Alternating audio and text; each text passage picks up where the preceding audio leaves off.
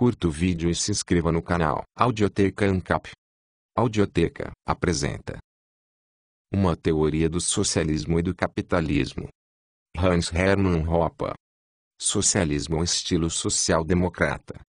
No capítulo anterior, analisei a versão marxista ortodoxa do socialismo, socialismo ao estilo russo, como foi qualificada, e expliquei suas consequências no processo de produção e na estrutura moral da sociedade. Observei que as consequências do empobrecimento relativo previstas teoricamente mostraram ser tão poderosas que, de fato, uma política de socialização dos meios de produção nunca poderia efetivamente ser realizada até sua finalidade lógica, que é a socialização de todos os fatores de produção, sem provocar um desastre econômico imediato. Naturalmente, mais cedo ou mais tarde, todas as realizações efetivas do socialismo marxista foram obrigadas a reintroduzir nos meios de produção elementos de propriedade privada com o objetivo de superar ou evitar a falência evidente. Contudo, até o moderado socialismo de mercado não pode impedir o empobrecimento relativo da população,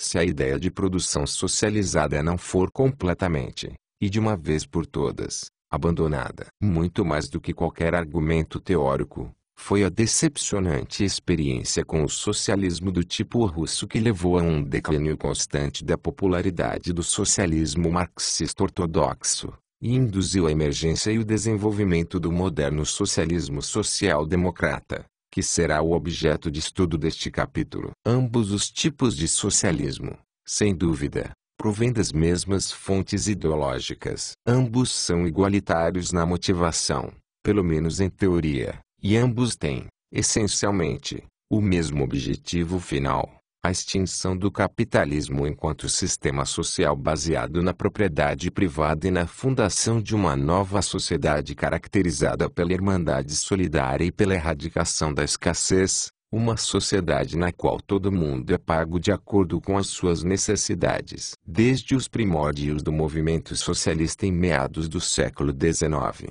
porém, havia ideias conflitantes sobre os métodos mais adequados para atingir esses objetivos. Embora geralmente houvesse um acordo sobre a necessidade de socialização dos meios de produção, sempre houve opiniões divergentes sobre como proceder. De um lado, dentro do movimento socialista, havia os defensores de um rumo de ação revolucionária. Eles defendiam uma derrubada violenta dos governos existentes, a completa expropriação, num só golpe, de toda a propriedade dos capitalistas, e uma temporária ditadura do proletariado, como fora prometido, até que a escassez fosse, de fato, erradicada, ou seja, exercida por aqueles que não eram capitalistas, mas tiveram que negociar a sua força laboral com a finalidade de instituir a nova ordem. Do outro lado, havia os reformistas que defendiam uma mudança gradual. Eles argumentavam que, a partir da ampliação dos direitos, e em última instância, com um sistema de sufrágio universal, a vitória do socialismo poderia ser obtida mediante uma ação democrática e parlamentar. E seria assim porque o capitalismo, segundo a doutrina socialista vulgar, criaria uma tendência rumo à proletarização da sociedade, ou seja, uma inclinação para menos indivíduos serem autônomos e para mais pessoas se tornarem empregados. E de acordo com as crenças socialistas ordinárias, essa tendência iria, por sua vez, construir uma consciência de classe proletária cada vez mais uniforme que depois levaria a uma expansão de votos dos eleitores no Partido Socialista. E, assim argumentavam, enquanto essa estratégia estava muito mais alinhada com a opinião pública, mais sedutora para a maioria dos pacatos trabalhadores e ao mesmo tempo menos assustadora para os capitalistas, ao adotá-la, o sucesso do socialismo estaria mais assegurado. Essas duas forças coexistiam dentro do movimento socialista. No entanto, a relação entre ambas era, às vezes, bastante tensa até a Revolução Bolchevique na Rússia em outubro de 1917. Na prática, geralmente o movimento socialista adotava o caminho reformista, mas no âmbito do debate ideológico quem dominava eram os revolucionários. Os acontecimentos na Rússia mudaram as coisas. Com Lenin na liderança, Pela primeira vez os socialistas revolucionários executaram o seu programa e o movimento socialista como um todo teve que tomar uma posição vis-à-vis o experimento russo. Em consequência, o movimento socialista dividiu-se em dois ramos e dois partidos distintos, um partido comunista mais ou menos favorável aos acontecimentos na Rússia, e um partido socialista ou social-democrata com reservas ou contrário aos revolucionários russos. Entretanto, a cisão não foi por causa da socialização, ambos eram favoráveis. Foi uma ruptura visível sobre a questão da mudança revolucionária vs. democracia parlamentar. Diante da efetiva experiência da Revolução Russa, a violência, o derramamento de sangue, o exercício da expropriação descontrolada, o fato de que milhares de novos líderes, em muitos casos de reputação questionável ou simplesmente duvidosa, do pior caráter, foram sendo arrastados para o comando político, os social-democratas, na tentativa de ganhar apoio público, perceberam que teriam que abandonar a sua imagem revolucionária e se tornar, não apenas na prática, mas também na teoria, um partido resolutamente democrático e reformista. E até alguns partidos comunistas do Ocidente, dedicados à teoria da mudança revolucionária e tão necessitados de apoio público, perceberam que precisavam encontrar alguma falha, pelo menos, no jeito peculiar dos bolcheviques de implementar a revolução. Eles também pensaram cada vez mais que era necessário entrar no jogo democrata reformista, mesmo que somente na prática. Porém, esse era apenas o primeiro passo na transformação do movimento socialista causada pela experiência da Revolução Russa. O passo seguinte, como indicado, foi imposto a eles pela sombria experiência do desempenho econômico da Rússia soviética. Independentemente de suas diferentes visões sobre a conveniência das mudanças revolucionárias, e igualmente não familiarizados ou incapazes ou relutantes para compreender o raciocínio econômico abstrato, da mesma maneira, socialistas e comunistas ainda poderiam, durante uma espécie de lua de mel que eles consideravam merecida, celebrar a mais ilusória esperança sobre as conquistas econômicas de uma política de socialização. Mas esse período não poderia durar para sempre. Era preciso encarar os fatos e, decorrido algum tempo, avaliar os resultados. Para qualquer observador decente e imparcial das coisas,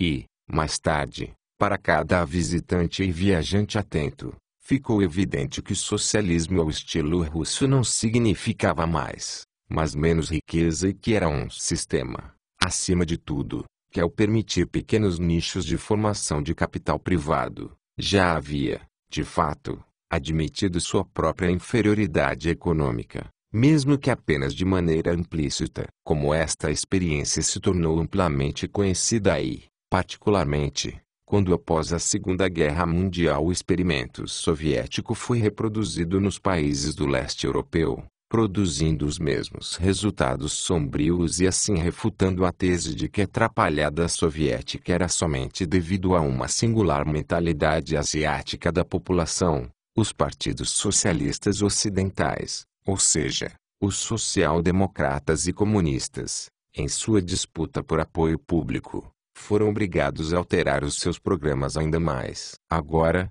os comunistas também viam várias falhas na implantação do programa de socialização pela Rússia, e cada vez mais cogitavam a ideia de mais planejamento e tomada de decisão descentralizados, e de socialização parcial, ou seja, somente a socialização das grandes empresas e indústrias, apesar de eles nunca terem abandonado completamente a ideia de produção socializada. Os partidos socialistas ou social-democratas, por outro lado, desde os primórdios menos simpáticos ao modelo de socialismo russo, tiveram que fazer um movimento de adaptação mediante sua política resolutamente democrata reformista, já inclinada a aceitar fazer acordos com a socialização parcial. Esses partidos, em resposta às experiências russas no leste europeu, cada vez mais desistiam do conceito de produção completamente socializada e em seu lugar davam muito mais ênfase à ideia da tributação e da igualdade de renda, e, numa nova iniciativa, na igualdade de oportunidade, sendo estes os verdadeiros pilares do socialismo. Embora essa mudança do socialismo do tipo russo para a social-democracia tenha acontecido, e continua acontecendo em todas as sociedades ocidentais, não foi igualmente intensa em todos os lugares. Grosso modo, e considerando apenas a Europa, onde a substituição do velho pelo novo tipo de socialismo foi mais nítida, a experiência mais imediata e direta com o socialismo do tipo russo pela população obrigou os partidos socialistas e comunistas a buscarem nela apoiadores e eleitores de todos os países maiores. Na Alemanha Ocidental, onde o contato com esse tipo de socialismo é mais direto, onde milhões de pessoas continuam a ter amplas oportunidades de ver com seus próprios olhos o estrago que foi produzido no povo da Alemanha Oriental,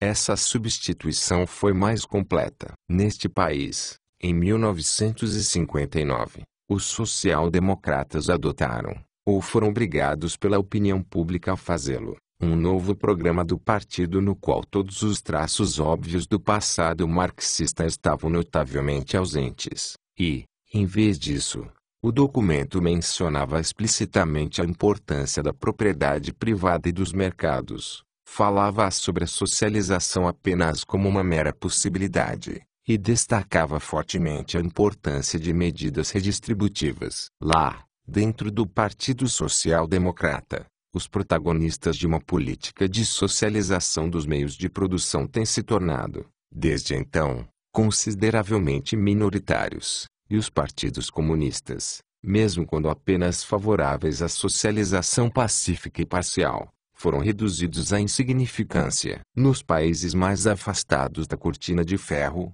como França, Itália, Espanha e também a Grã-Bretanha, essa mudança foi menos dramática. Contudo, é seguro dizer que hoje só um socialismo social-democrata, mais tipicamente representado pelos social-democratas alemães, consegue sustentar uma ampla popularidade no Ocidente. Na verdade, devido, em parte, à influência da Internacional Socialista, a Associação dos Partidos Socialistas e Social-Democratas, o socialismo social-democrata pode agora ser considerado uma das mais difundidas ideologias do nosso tempo, cada vez mais moldando os programas políticos e as atuais políticas, não apenas dos partidos declaradamente socialistas, e em menor grau daqueles comunistas ocidentais, mas também de grupos e partidos que nem em seus sonhos mais extravagantes qualificariam a si próprios como socialistas, a exemplo do liberal Partido Democratas dos Estados Unidos. E no âmbito da política internacional,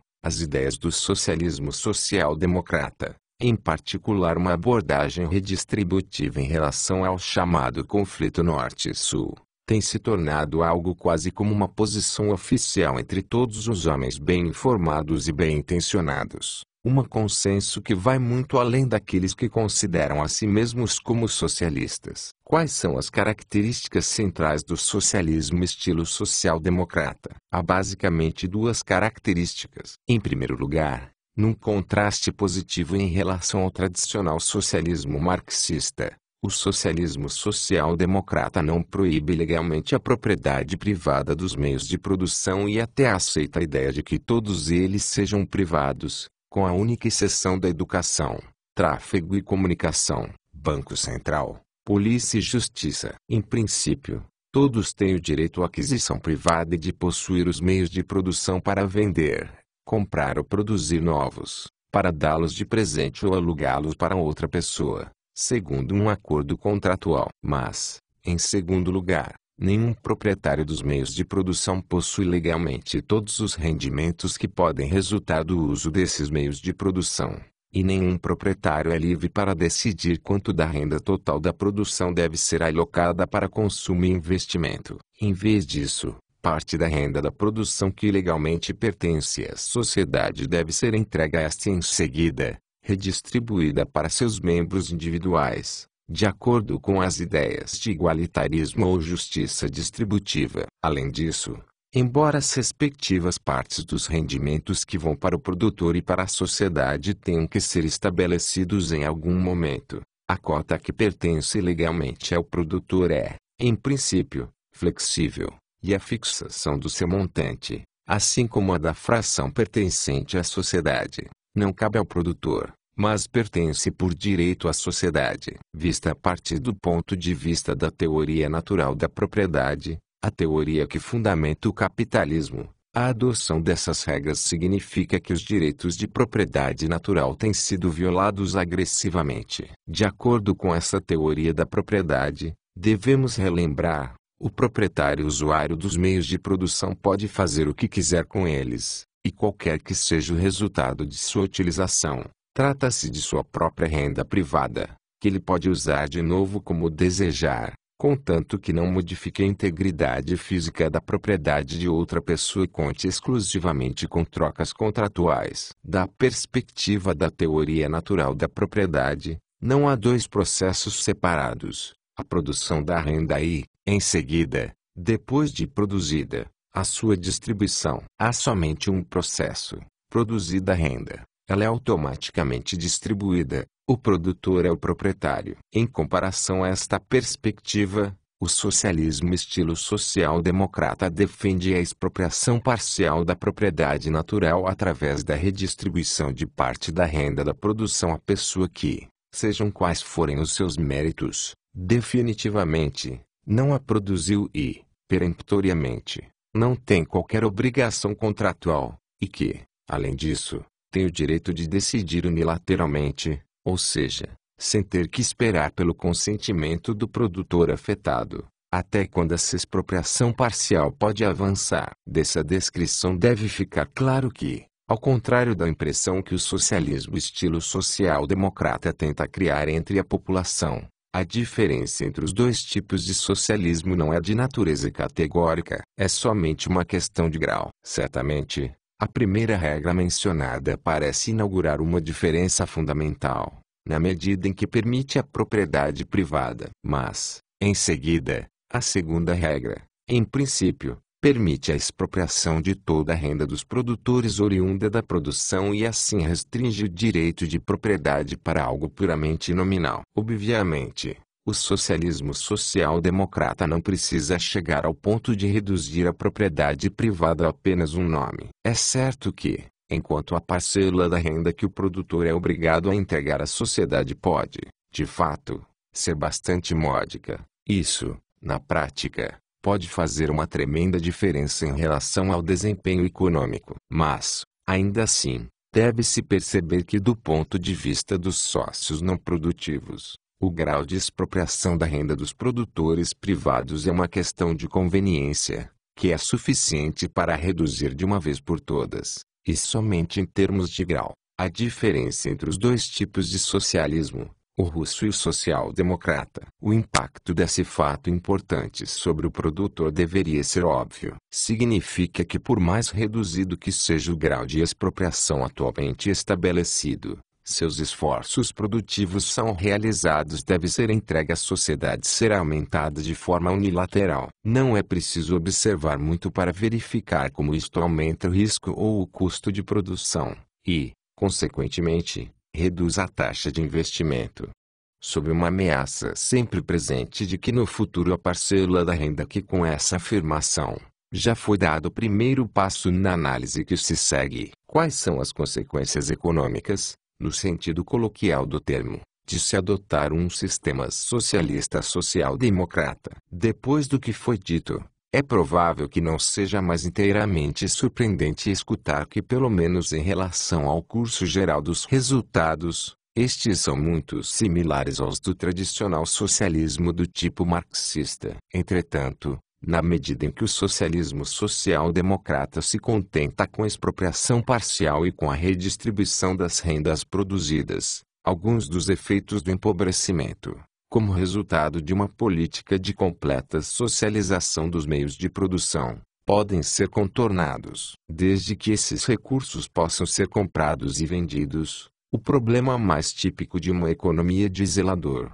na qual não existem preços de mercado para os meios de produção e, consequentemente, também não é possível haver cálculo monetário nem contabilidade, com a consequente má distribuição e desperdício de recursos escassos em utilizações que são, no máximo, de importância secundária. é evitado. Além disso, o problema da superutilização é, pelo menos, reduzido. Da mesma forma, uma vez que o investimento privado e a formação de capital ainda são possíveis, na medida em que uma parte da renda da produção é deixada com o produtor para ser usada a seu critério, no regime socialista social-democrata há um incentivo relativamente alto para trabalhar, poupar e investir. Contudo, em hipótese alguma, podem ser evitadas todas as consequências do empobrecimento. O socialismo estilo social-democrata, por melhor que possa parecer em comparação com o socialismo do tipo russo,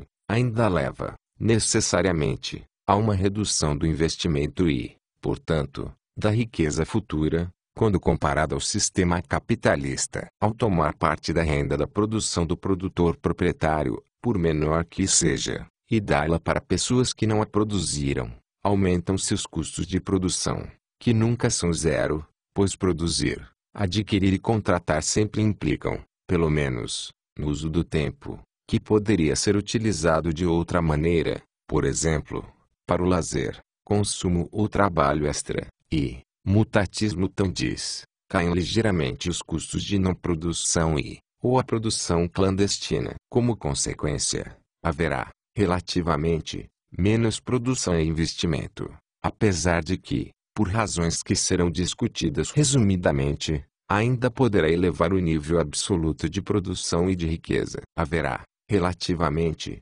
mais lazer, mais consumo e mais trabalho extra e, consequentemente, no geral, empobrecimento relativo. E essa tendência será mais evidente quanto maior for a renda da produção distribuída, e mais iminente a probabilidade de ser aumentada no futuro por decisão unilateral e não contratual da sociedade. Por muito tempo, a ideia mais popular para a implementação do objetivo geral do socialismo social-democrata era, de longe, redistribuir a renda monetária por meio da tributação da renda ou de um tributo geral sobre as vendas incidentes sobre os produtores. Uma análise desta técnica específica deve esclarecer o nosso ponto e evitar alguns equívocos e concepções erradas sobre o efeito geral do empobrecimento relativo. Qual é o resultado econômico da introdução de tributos sobre a renda ou sobre as vendas onde antes não havia tributação, ou do aumento para um novo patamar do nível de tributação já existente? Ao responder esta questão, eu irei, além disso, ignorar as complicações que resultam das diferentes formas possíveis de redistribuir o dinheiro tributado para diferentes indivíduos ou grupos de indivíduos, o que será discutido posteriormente neste capítulo. Neste momento, consideraremos apenas o fato geral, verdadeiro, por definição, para todos os sistemas redistributivos, de que qualquer redistribuição do dinheiro tributado é uma transferência de produtores de renda monetária e recebedores de dinheiro por meio de contratos para pessoas na qualidade de não produtoras e de não recebedoras de renda monetária por contratos. Introduzir ou elevar a tributação reduz para o produtor o fluxo da renda monetária da produção e o aumenta para os não produtores e não contratantes. Tal decisão altera os custos relativos de produção para retorno monetário versus os custos relativos de não produção e produção para retornos não monetários. Consequentemente, na medida em que essa mudança é percebida pelas pessoas, elas irão cada vez mais consumir vagarosamente ou produzir com a finalidade de permutar e reduzir, simultaneamente, seus esforços produtivos para obter recompensas monetárias. De qualquer maneira, cairá a produção de bens a serem adquiridos com dinheiro, o que significa dizer que o poder de compra diminui. Consequentemente, ocorre um declínio no padrão geral de vida. Contra esse raciocínio, às vezes se argumenta que, de forma frequente, tem sido observado empiricamente que um aumento no nível da tributação era, na verdade, acompanhado por um crescimento, não uma queda, no Produto Nacional Bruto, PNB, e que o raciocínio acima, apesar de plausível, deve, portanto, ser considerado empiricamente inválido. Este suposto contra-argumento exibe um equívoco bastante simples: a confusão entre redução absoluta e redução relativa. Na análise acima, a conclusão a que se chega é que o efeito dos tributos mais elevados é uma redução relativa na produção de lucros monetários, ou seja, uma redução quando comparada com o nível de produção que teria sido obtido se o nível de tributação não tivesse sido alterado. Não quer dizer ou sugerir nada em relação ao nível absoluto do rendimento produzido. Na realidade, o crescimento absoluto do PNB não é apenas compatível com a nossa análise, mas pode ser visto como um fenômeno perfeitamente normal na medida em que as melhorias na produtividade são possíveis e realmente acontecem, se for possível, mediante o aperfeiçoamento da tecnologia de produção, produzir um maior volume com consumo idêntico, em termos de custos, ou conseguir uma produção similar com um consumo reduzido. A coincidência entre a tributação elevada e a produção elevada não é nada mais do que surpreendente. Mas,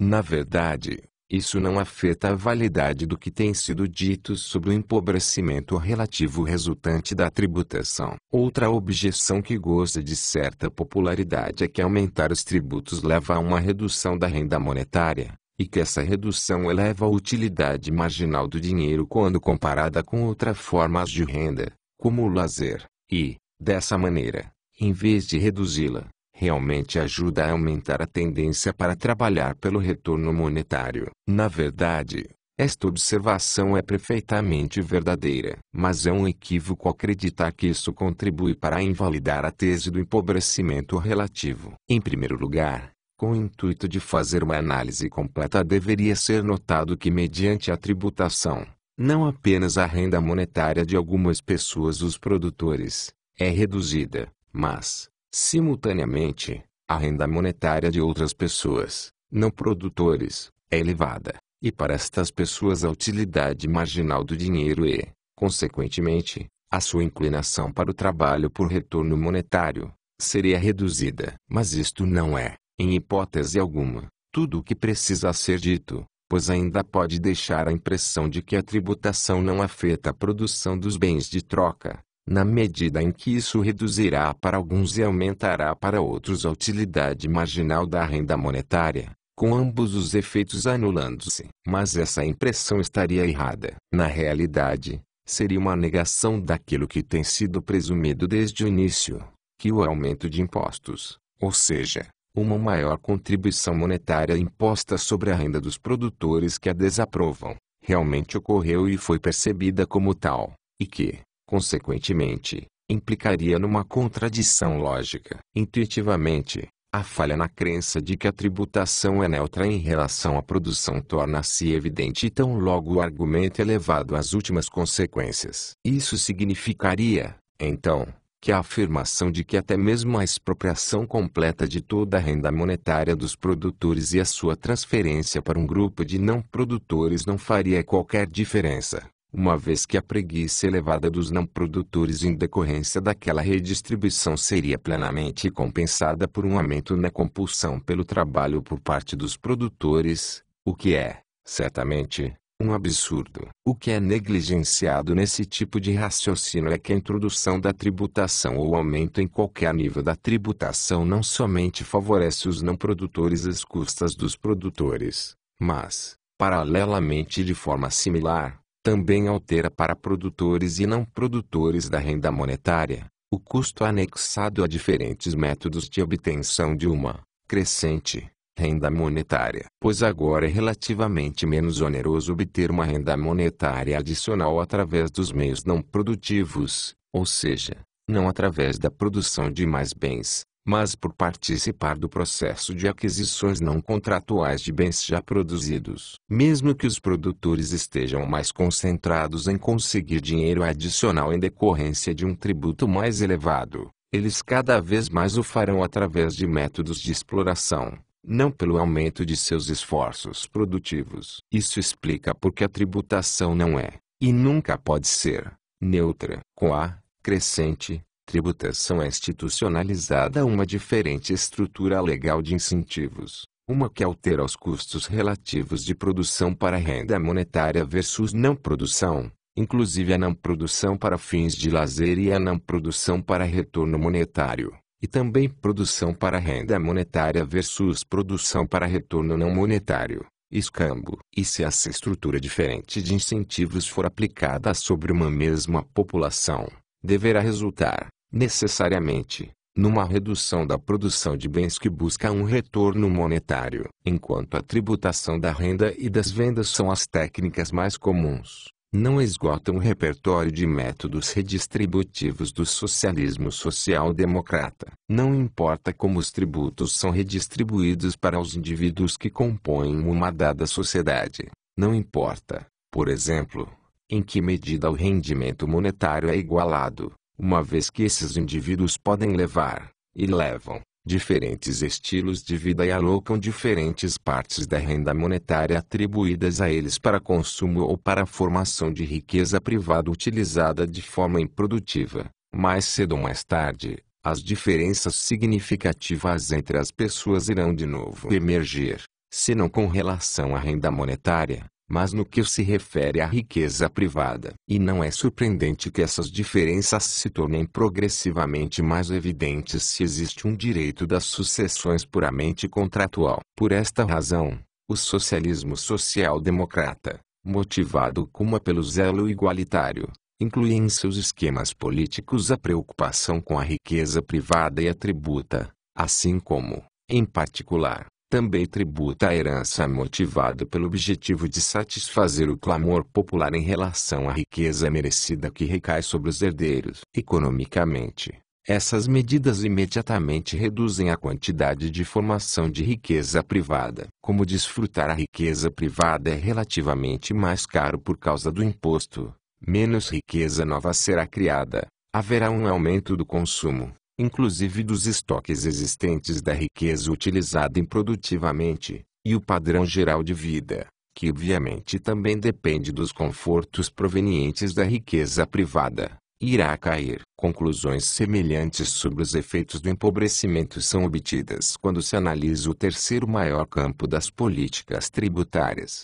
o dos ativos naturais. Por razões que serão discutidas posteriormente, esse campo, ao lado de dois campos tradicionais da renda monetária e da tributação da riqueza privada, ganhou mais destaque ao longo do tempo sob o título de igualdade de oportunidades. Não demorou muito para descobrir que a posição de uma pessoa na vida não depende exclusivamente da renda monetária ou da riqueza dos bens usados de maneira improdutiva. Há outras coisas importantes na vida e que trazem renda adicional, mesmo que não seja em forma de dinheiro ou outros bens de troca. Uma boa família, educação, saúde, boa aparência, etc. Chamarei esses bens não trocáveis, a partir dos quais advém a renda psíquica, de ativos naturais. O socialismo redistributivo, guiado por ideais igualitários, também é estimulado pelas diferenças existentes nesses ativos e tenta, se não erradicar, pelo menos moderá-los. Mas esses ativos,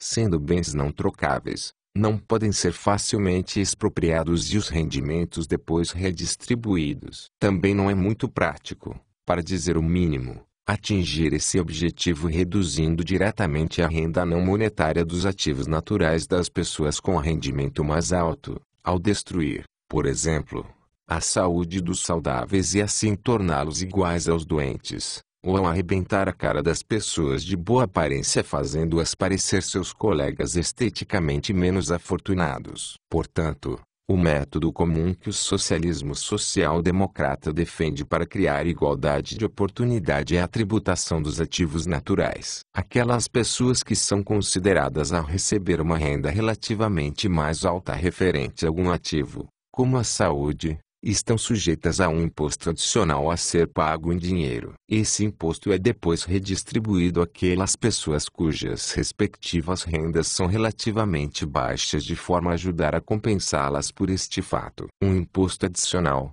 por exemplo, é cobrado do indivíduo saudável para ajudar o não saudável a pagar seus gastos com saúde, ou daqueles de boa aparência para ajudar os feios a pagar por cirurgia plástica ou pela bebida que os permita esquecer o seu infortúnio. As consequências econômicas desses esquemas de redistribuição devem ser esclarecidas. Na medida em que a renda psíquica, representada pela saúde, por exemplo, exige um esforço produtivo de tempo ou de custos, e enquanto as pessoas podem, em princípio, se deslocar de suas funções produtivas para as improdutivas, ou canalizar seus esforços produtivos para ramos de produção de bens trocáveis ou não trocáveis, que sejam menos ou não tributados, elas assim o farão devido ao aumento de custos incluídos na produção da saúde pessoal. A produção global da riqueza em questão irá cair, ou seja, o padrão geral de saúde será reduzido. E até com os ativos realmente naturais, como a inteligência, sobre o qual as pessoas podem pouco ou nada fazer, as consequências serão da mesma espécie, muito embora com apenas o intervalo de uma geração. Percebendo que o custo de ser inteligente se tornou relativamente maior, e o de ser não inteligente tornou-se menor, e querendo o máximo de rendimento possível de qualquer espécie, para a própria descendência, o incentivo para a pessoa inteligente gerar um descendente foi reduzido e para o não inteligente, aumentado. Considerando as leis da genética, o resultado será uma população que é, no geral, menos inteligente. E, além disso, em qualquer caso de tributação de ativos naturais, exato para o exemplo da saúde bem como para o da inteligência, devido ao fato de a renda monetária ser tributada, irá se definir uma tendência semelhante àquela resultante da tributação da renda, ou seja, uma tendência para reduzir os esforços por um retorno monetário e para cada vez mais se envolver na atividade produtiva de retorno não monetário ou em todos os tipos de empreendimentos não produtivos. E, claro, tudo isso, mais uma vez, reduz o padrão geral de vida. Mas isto não é ainda tudo o que precisa ser dito sobre as consequências do socialismo de estilo social-democrata, uma vez que também terá efeitos altamente importantes, ainda que improváveis, na estrutura social e moral da sociedade, que se tornarão mais visíveis quando se considerar os resultados de longo prazo da introdução dessas políticas redistributivas. Provavelmente, já não é surpresa que, também a esse respeito, a diferença entre o socialismo de tipo russo e o socialismo de estilo social-democrata, muito embora altamente interessante em alguns detalhes, não é na essência. Devemos recordar que o efeito do socialismo russo na formação dos tipos de personalidade era duplo. Reduziu o incentivo para desenvolver habilidades produtivas e, ao mesmo tempo, favorecia o desenvolvimento dos talentos políticos. Estas também são, precisamente, as consequências do socialismo social-democrata. Como o socialismo social-democrata favorece as funções improdutivas tanto quanto as produtivas que não são de conhecimento público, e que por isso não podem ser atingidas pela tributação, consequentemente, o caráter da população muda. Este processo pode ser lento, mas, tanto quanto perdure a peculiar estrutura de incentivo estabelecida pelas políticas redistributivas, será constantemente operante. Serão realizados menos investimentos no desenvolvimento e na melhoria das habilidades produtivas e, como resultado, as pessoas se tornarão cada vez mais incapazes de assegurar seus próprios rendimentos pela produção ou pela contratação. E como aumenta o grau de tributação e o círculo de renda tributada é ampliado, as pessoas irão cada vez mais desenvolver personalidades dissimuladas, padronizadas e medíocres, pelo menos quando estiver em causa a aparência pública. Paralelamente, à medida em que a renda se torna simultaneamente dependente da política, ou seja, da decisão da sociedade sobre como redistribuir os tributos, que são obtidos, na verdade, não por contratação, mas pela sobreposição da vontade de um sobre a vontade recalcitrante do outro. Quanto mais dependente se tornar, mais pessoas terão que agir politicamente, ou seja, terão que investir mais tempo e energia no desenvolvimento de seu talento especial para obter vantagens pessoais às custas de outros, ou seja, de forma não contratual, ou impedir que tal exploração ocorra. A diferença entre ambos os tipos de socialismo reside, somente, no seguinte aspecto: sob o socialismo russo, o controle da sociedade sobre os meios de produção, e, consequentemente,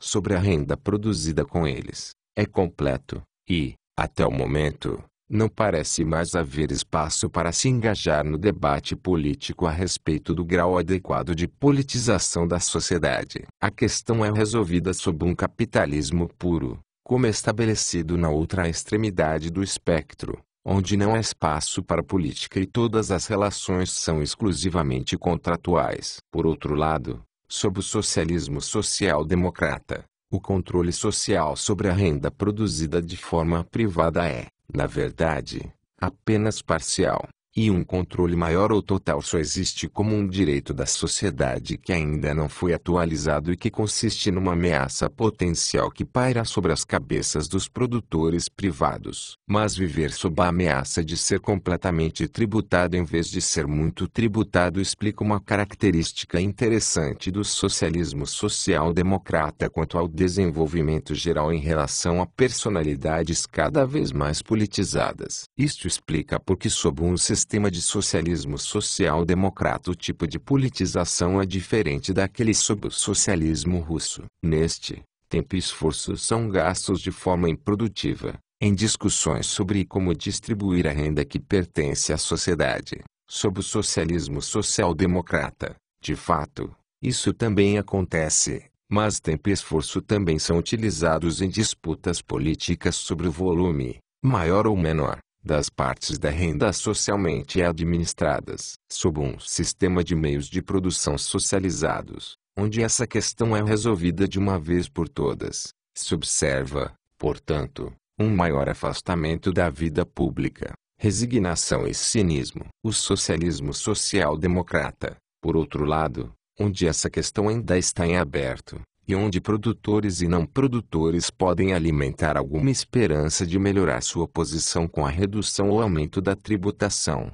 tem privatização de menos e, com maior regularidade, mais pessoas envolvidas ativamente na agitação política tanto a favor quanto contra o aumento do controle pela sociedade dos rendimentos produzidos de forma privada. Com a explicação das semelhanças gerais e a da diferença específica entre os dois tipos de socialismo, permanece a tarefa de apresentar uma análise resumida de algumas forças modificadoras influenciando o desenvolvimento geral em relação às personalidades politizadas e improdutivas. Estas são o resultado de diferentes abordagens do desejado padrão de distribuição de renda. Os socialismos russo e social-democrata são igualmente confrontados com a questão de como distribuir a renda que passa a ser socialmente controlada. Para o socialismo russo, trata-se do problema de quais salários pagar aos indivíduos a quem foram atribuídos várias posições na economia de zelador. Para o socialismo redistributivo,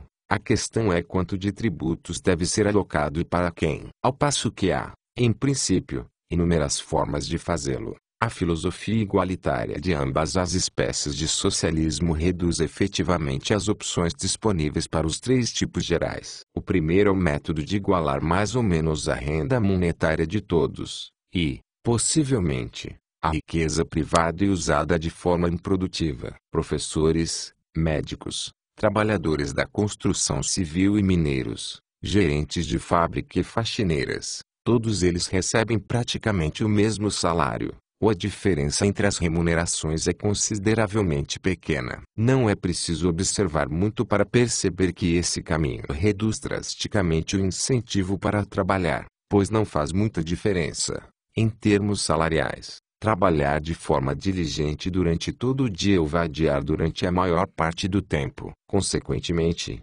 sendo a desutilidade do trabalho um fato da vida, as pessoas irão cada vez mais vadiar e a renda média, que todo mundo parece considerar como certa, cairá constantemente em termos relativos. Portanto, essa perspectiva fortalece relativamente a tendência em relação ao afastamento, desilusão, cinismo e mutatismo diz, contribui para uma redução relativa na atmosfera geral de politização. A segunda abordagem tem o propósito mais moderado de garantir uma renda mínima, que, embora esteja de algum modo vinculada à renda média, está bem abaixo desta. Isso também reduz o incentivo para trabalhar uma vez que as pessoas estarão agora mais dispostas a reduzir o tempo de trabalho, ou até mesmo parar de trabalhar, de forma a desfrutar o lazer, e a se contentar com uma renda mínima, pois elas são apenas produtoras de renda marginal cujos rendimentos da produção são ligeiramente abaixo do mínimo. Assim,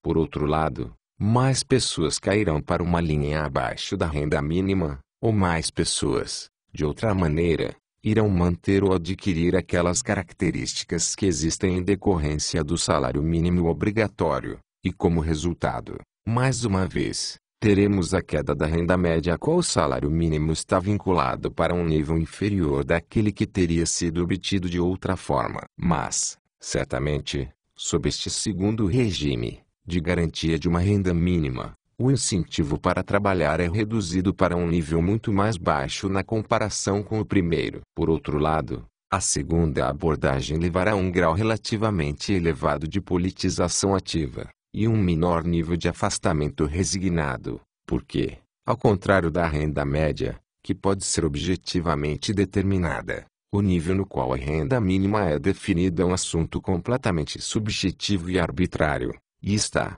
portanto, particularmente propenso a se tornar uma questão política permanente. Indubitavelmente, o grau mais elevado de politização ativa é atingido quando se opta pela terceira abordagem distributiva. Seu objetivo é alcançar a igualdade de oportunidade, amealhando importância cada vez maior para a social-democracia. A ideia é criar, através de medidas redistributivas, uma situação na qual seja igual a chance de qualquer um em obter qualquer posição, renda, possível na vida, como numa loteria, onde cada bilhete tem chances iguais de ser ou não premiado, e, além do mais, ter um mecanismo de correção que ajude a retificar situações de azar imerecido, seja lá o que isso signifique, que pode ocorrer no curso dos acontecimentos do jogo de azar. Tomada literalmente, esta ideia é obviamente absurda. Não há forma de igualar a oportunidade de alguém que vive nos Alpes com a de alguém que mora no litoral. Além disso,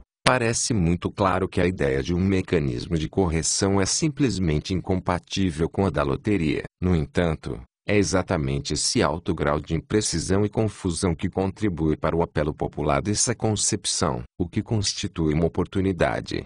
O que torna uma oportunidade diferente ou igual, melhor ou pior, de quanto e qual seria o tipo de compensação necessário para igualar as oportunidades que, claramente, não podem ser igualadas em termos físicos, como no exemplo dos Alpes e litoral, o que é um azar imerecido e qual seria a melhor retificação. Todas estas são questões completamente subjetivas. Elas são dependentes de avaliações subjetivas, que mudam à medida em que são feitas, e há, então, se for aplicada, de fato, a concepção de igualdade de oportunidades, um reservatório ilimitado de todos os tipos de demandas distributivas para todos os tipos de justificativas e para todos os tipos de pessoas. É assim, particularmente, porque igualar oportunidade é compatível com demandas por diferenças na renda monetária ou na riqueza privada. A e B podem ter a mesma renda e podem ambas ser igualmente ricas, mas A pode ser negro, ou uma mulher, ou ter uma visão ruim, ou residir no Texas, pode ter 10 filhos, ou não ter marido, ou ter mais do que 65 anos, ao passo que B pode não ser nada disso, mas qualquer outra coisa, e, consequentemente, A pode argumentar que essas oportunidades para conseguir tudo o que for possível na vida são diferentes, ou muito pior,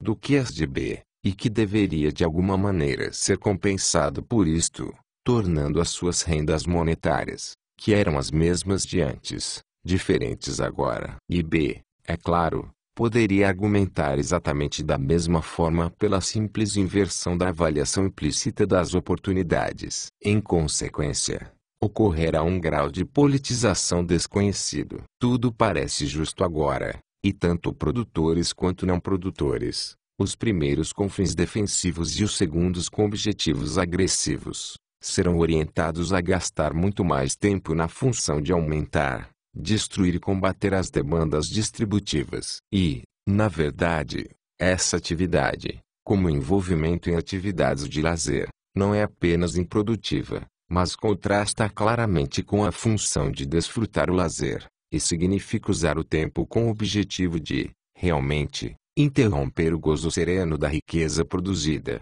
bem como o da sua produção mais recente. Mas não é apenas o aumento da politização estimulada, abaixo e acima do nível deduzido pelo socialismo em geral, que acontece com a promoção da ideia de igualar a oportunidade. Há, Uma vez mais, e isso talvez seja uma das características mais interessantes do novo socialismo social-democrata quando comparado com a forma marxista tradicional, o surgimento de uma nova e diferente personalidade resultante desse tipo de politização. Sob qualquer política de distribuição, deve haver pessoas que a apoiam e a promovem. E, normalmente, embora não exclusivamente, isto é feito por aqueles que mais lucram com essa política. Portanto, sob um sistema de equalização de renda e de riqueza, e também ao abrigo de uma política de renda mínima, são principalmente os sem-posses que apoiam a politização da vida social. Dado o fato de que, na média,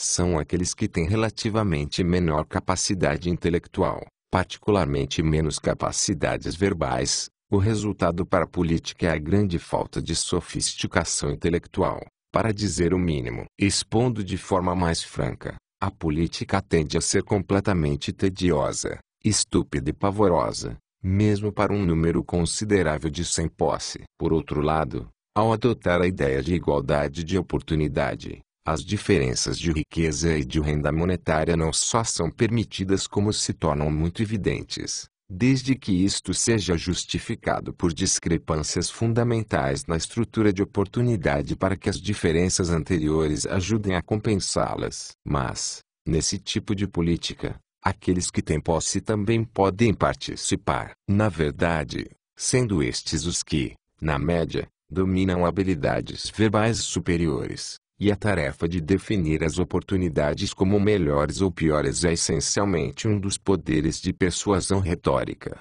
procuram desenvolver exatamente esse tipo de jogo. Portanto, os que têm posse se tornarão a força dominante na sustentação do processo de politização. Cada vez mais, serão as pessoas desse grupo que se moverão para o topo da organização do Partido Socialista, e, consequentemente, a aparência e a retórica política socialista tomarão uma forma diferente, se tornando cada vez mais intelectualizada, mudando seu apelo e atraindo uma nova classe de apoiadores. Com isto eu atingi o estágio na análise do socialismo social-democrata no qual são necessários apenas alguns comentários e observações que ajudarão a ilustrar a validade das considerações teóricas desenvolvidas até aqui. Embora isto não afete a validade das conclusões já apresentadas, pois fundamentadas exclusivamente na verdade das premissas e na precisão das deduções, infelizmente, não existe qualquer exemplo quase experimental e próximo da perfeição para ilustrar o funcionamento do socialismo social-democrata na comparação com o capitalismo como o que temos das duas Alemanhas,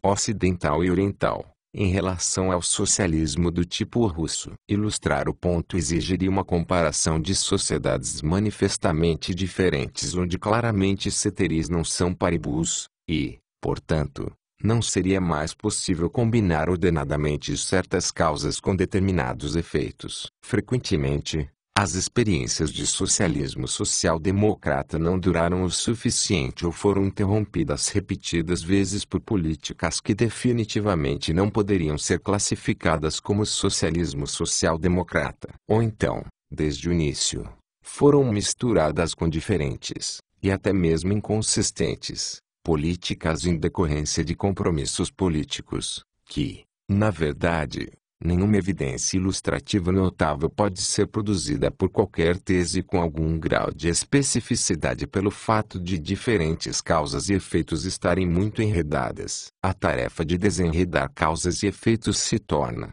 mais uma vez, um trabalho genuinamente teórico, sem o poder de persuasão peculiar que caracteriza a evidência produzida de maneira experimental. No entanto, alguma evidência existe, nem que seja de qualidade mais duvidosa. Em primeiro lugar, no nível das observações globais, a tese geral sobre o empobrecimento relativo provocado pelo socialismo redistributivo é ilustrado pelo fato de que o padrão de vida é relativamente mais alto, e se tornou maior ao longo do tempo, nos Estados Unidos do que na Europa Ocidental, ou, mais especificamente, do que nos países da Comunidade Europeia. Ambas as regiões são comparadas aproximadamente em relação ao tamanho da população, diversidade étnica e cultural, tradição e herança, e também no que se refere aos dotes naturais. Mas os Estados Unidos são comparativamente mais capitalistas e a Europa, mais socialista. Qualquer observador imparcial dificilmente deixará de notar esse aspecto, como também indicadas por esses índices globais, tal como a percentagem da despesa estatal em relação ao produto nacional bruto, que é de cerca de 35% nos Estados Unidos em comparação aos cerca de 50% ou mais na Europa Ocidental. Isso também se encaixa na imagem que os países europeus, em particular, a Grã-Bretanha, apresentaram com as mais impressionantes taxas de crescimento econômico no século XIX, que foram descritas várias vezes pelos historiadores como o período do liberalismo clássico, ao contrário do século XX, que foi denominado como o período do socialismo e do estatismo. Da mesma forma, a validade da teoria é ilustrada pelo fato de que a Europa Ocidental tem sido cada vez mais superada nas taxas de crescimento econômico por alguns países do Pacífico, tais como Japão, Hong Kong, Singapura e Malásia. Estes países, ao adotarem um comportamento relativamente mais capitalista, conseguiram atingir um padrão de vida muito mais alto do que os países com inclinações socialistas, que começaram mais ou menos na mesma época e com aproximadamente a mesma base de desenvolvimento econômico, tal como a Índia. Voltando às observações mais específicas, existem as experiências recentes de Portugal, onde, em 1974, o regime autocrático de socialismo, o conservador de Salazar. Sobre esse tipo de socialismo, ver o próximo capítulo, que manteve o país como um dos mais pobres da Europa, foi derrubado por um levante das forças políticas do socialismo redistributivo, com elementos de nacionalização, e onde desde então o padrão de vida caiu ainda mais, transformando literalmente o país numa região do terceiro mundo. Há também a experiência socialista da França de Mitterrand, que produziu uma deterioração imediata da situação econômica de forma tão notável, sendo mais evidente o aumento drástico no desemprego e as repetidas desvalorizações da moeda, que, menos de 2 anos depois, o reduzido apoio popular ao governo forçou uma reviravolta na política, que era uma situação quase cômica na medida em que correspondia a uma negação completa daquilo que apenas algumas semanas antes tinha sido defendido como as suas mais caras convicções. O caso mais instrutivo, porém, foi novamente o da Alemanha e, hoje em dia, da Alemanha Ocidental. De 1949 a 1966, houve um governo liberal conservador que mostrou um comprometimento excepcional com os princípios da economia de mercado, apesar de que desde o início houve uma mistura num grau considerável de elementos socialistas conservadores, e esses componentes ganharam mais importância ao longo do tempo. Em todo caso, dentre todas as maiores nações europeias, a Alemanha Ocidental durante esse período era, definitivamente, o país mais capitalista, e o resultado disso foi se tornar a sociedade mais próspera da Europa, com taxas de crescimento que ultrapassavam todas as dos países vizinhos. Até 1961, milhões de refugiados alemães e, posteriormente, milhões de trabalhadores estrangeiros dos países do sul da Europa se integraram, expandindo a sua economia, e os índices de desemprego e de inflação se tornaram quase imperceptíveis. Mais tarde, após um período curto de transição, de 1969 a 1982, um intervalo de tempo quase igual, assumiu um governo socialista liberal que implantou uma política social-democrata. Esse governo aumentou consideravelmente os impostos e as contribuições para a segurança social, elevou a quantidade de servidores públicos, despejou fundos tributários adicionais em programas sociais existentes e criou novos, e aumentou significativamente os gastos em todos os tipos de bens públicos, para, supostamente, por meio dessas ações políticas, igualar as oportunidades e melhorar a qualidade de vida geral. Recorrendo a uma política keynesiana de déficit orçamental e inflação imprevista,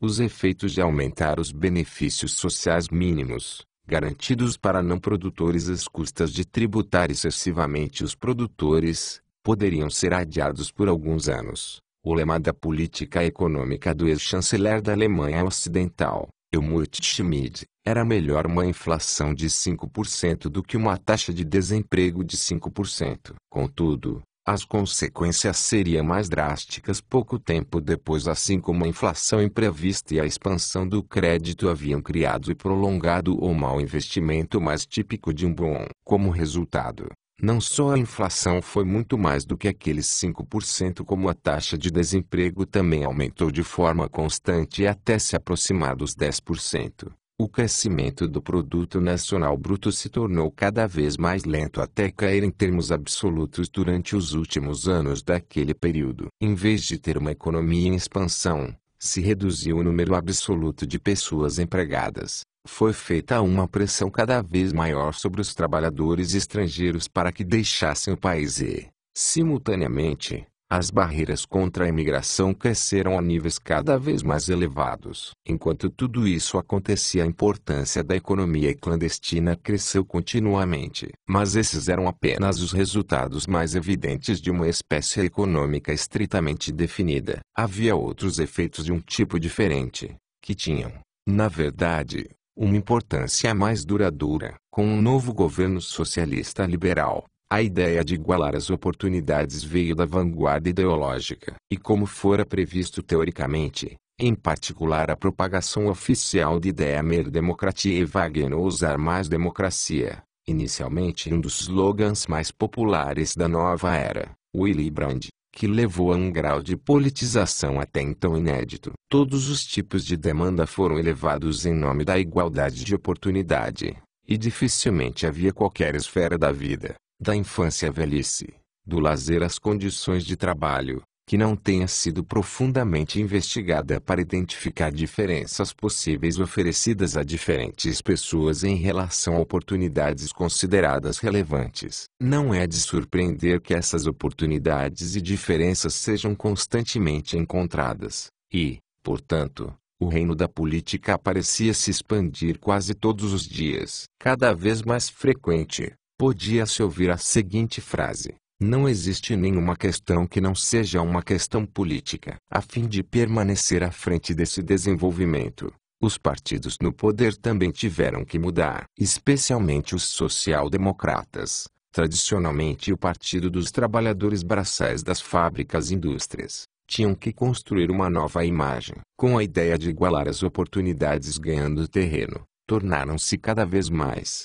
como se poderia prever, o partido da intelectualidade verbal, dos cientistas sociais e dos professores. E esse novo partido escolheu como uma de suas principais preocupações concentrar as mais diversas atividades políticas para criar, dentro do campo da igualdade, e acima de tudo, oportunidades educacionais, quase como para provar que o processo de politização será mantido principalmente por aqueles que lucram com esses esquemas distributivos e que o trabalho de definir oportunidades é essencialmente arbitrário, uma questão de poder retórico. Em particular, eles igualaram as oportunidades de educação para o ensino médio e para a universidade ao oferecer os respectivos serviços não só de forma gratuita, mas, literalmente, financiando grandes grupos de estudantes para usufruir deles. Isto não apenas aumentou a demanda por educadores, professores, cientistas sociais,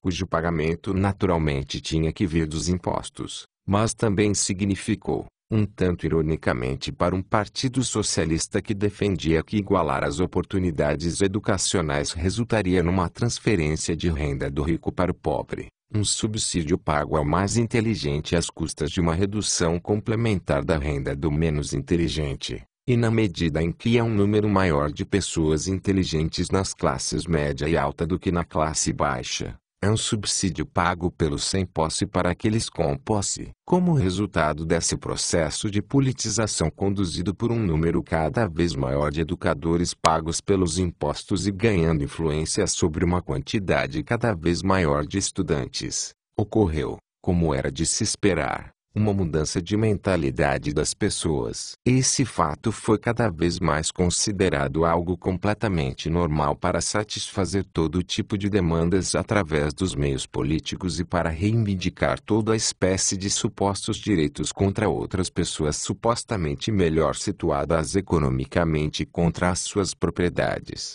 E para uma geração inteira de pessoas que cresceu durante esse período, tornou-se cada vez menos natural pensar em melhorar o seu destino pelo esforço produtivo ou por contratação. Portanto, quando emergiu a crise econômica atual, necessária em virtude da política redistributiva, as pessoas estavam menos preparadas do que nunca para superá-la, porque ao longo do tempo a mesma política enfraqueceu precisamente aquelas habilidades e talentos que eram agora exigidas de forma mais urgente. Suficientemente revelador. Quando o governo socialista liberal foi derrubado em 1982, principalmente e obviamente por causa de seu miserável desempenho econômico, a opinião predominante ainda era de que a crise não deveria ser resolvida pela eliminação de suas causas, ou seja, os excessivos benefícios mínimos para não produtores ou não contratantes, mas por outra medida redistributiva,